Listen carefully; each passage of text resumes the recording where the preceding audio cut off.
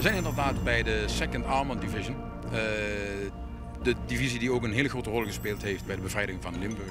Het feit dat dit 75 jaar geleden is dat wij bevrijd waren, is de reden dat ze hier zijn.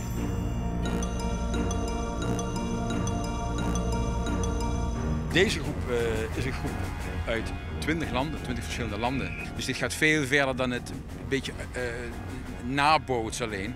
Dit gaat echt om herdenken en herinneren en reconstrueren op een historisch correcte manier.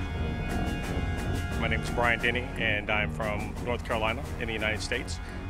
While here on this exercise with 2nd Armored Division in Europe, I play 2nd Lieutenant. I'm the 1st Platoon Leader for 41st Armored Infantry Regiment, Baker Company.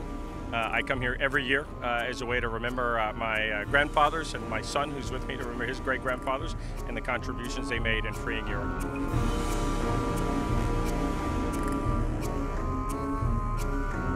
We kennen de Tweede Wereldoorlog vooral van zwart-wit beelden.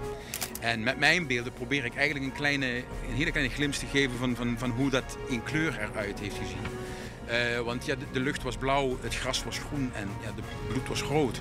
Het afstandelijke karakter van zwart-wit beelden doet ons wel eens vergeten dat ook die oorlog gewoon een kleur was.